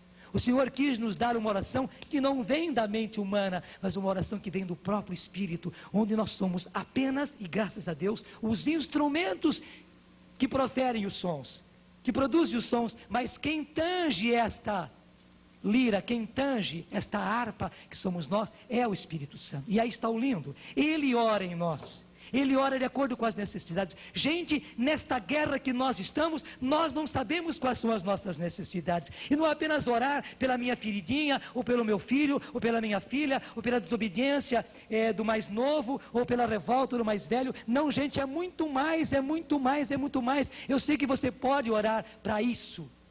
Mas o Senhor tem outros planos muito maiores. Há uma guerra por aí, uma guerra oculta, aí uma guerra subversiva, na qual nós estamos envolvidos por todos os lados. E veja, você está envolvido, a sua família está envolvida, os seus filhos estão envolvidos. É pior do que as drogas. É pior do que as drogas. Nós até há pouco tempo só tínhamos medo de espiritismo. Você está vendo pela descrição que a coisa, o espiritismo ficou uma das coisas no meio de toda esta parafernália de um supermercado, de todo tipo de religião, de misticismo. E o Espírito sabe o que orar e como orar nesta guerra. E deixemos de ser tolos só com a nossa mente, só com os nossos propósitos. Eu vou rezar por tal coisa, e por amor de Deus reza por tal coisa. Não, deixa o Espírito orar em você.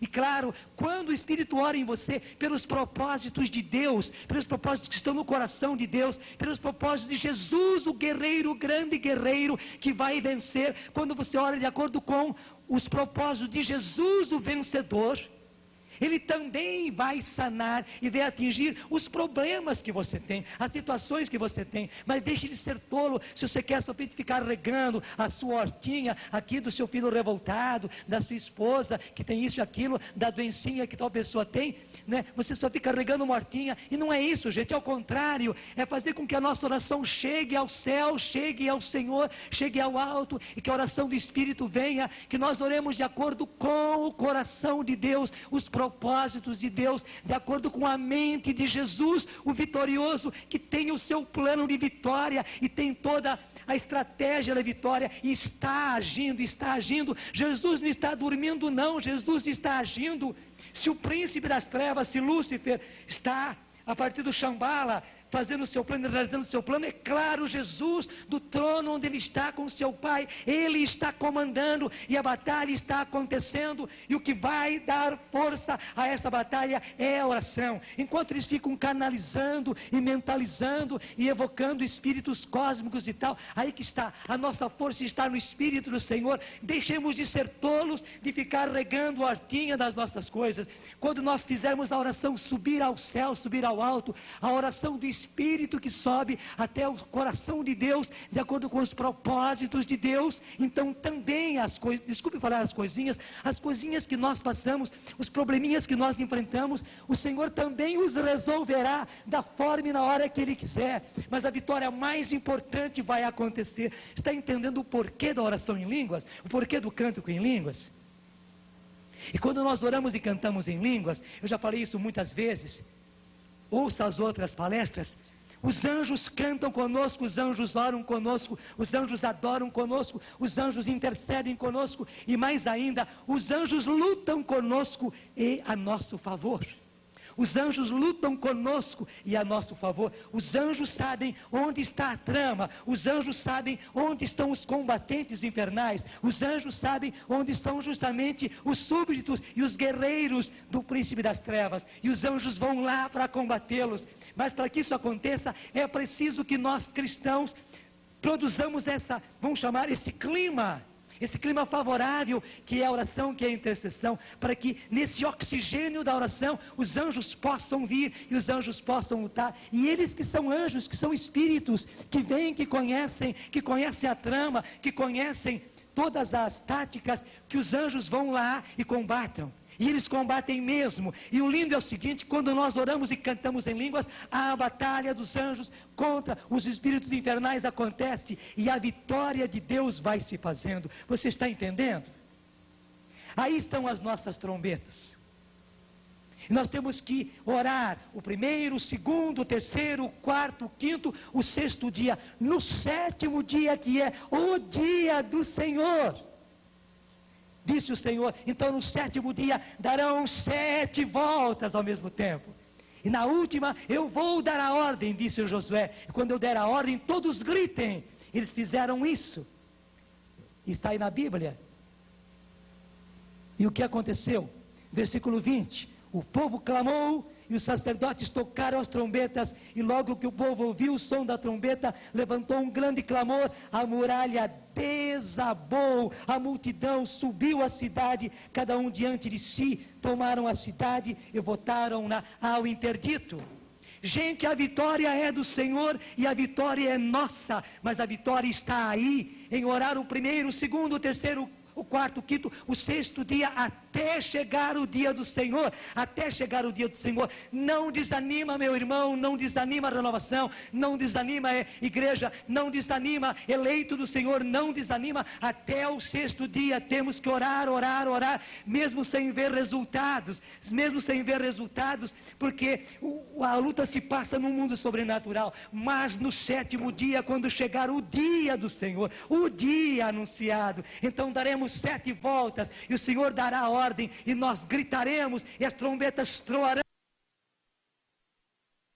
Dia anunciado, então daremos 7 voltas, e o Senhor dará a ordem, e nós gritaremos, e as trombetas troarão, e a muralha vai desabar, porque o Senhor nos entregou Jericó, o Senhor nos entregou o seu rei, o rei do império das trevas, e nos entregou os seus valentes guerreiros, a nós os seus filhos, a nós os seus eleitos. Nós não podemos ser como aqueles 10 medrosos, nós temos que ser como Josué e como Calebe. A vitória é de Jesus e daqueles que, como Josué e Calebe, ousarem no Senhor e lutarem numa guerra de oração até o sétimo dia, até o sétimo dia, até o sétimo dia, até o sétimo dia.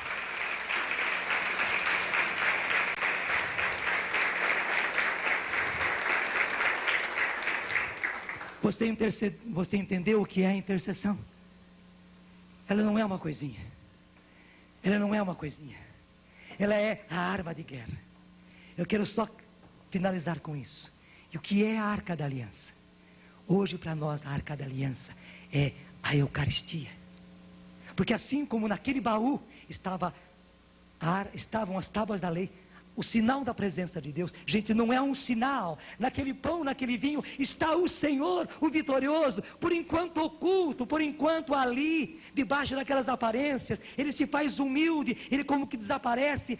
O inimigo não, o inimigo mostra o seu poder, o seu poderio, o seu marketing. Jesus não, está simples, humilde, ali escondido, mas um dia ele vencerá. E é na Eucaristia que nós estamos a cada dia proclamando a vitória do Senhor, esperando a vitória do Senhor. É lá que nós, os guerreiros do Senhor, os intercessores do Senhor, aqueles que estão dando a volta ao redor das muralhas durante os 6 dias até chegar o sétimo dia, quando nós veremos o Senhor face a face. Nós veremos o Senhor face a face. Até lá nós o vemos apenas ocultamente na Eucaristia, e é na Eucaristia que nós proclamamos a vitória do Senhor e recebemos a força para interceder e a força para vencer, porque o Senhor nos entregou Jericó, nos entregou o seu rei e os seus valentes guerreiros. E por isso, louvores e graças se deem a todo momento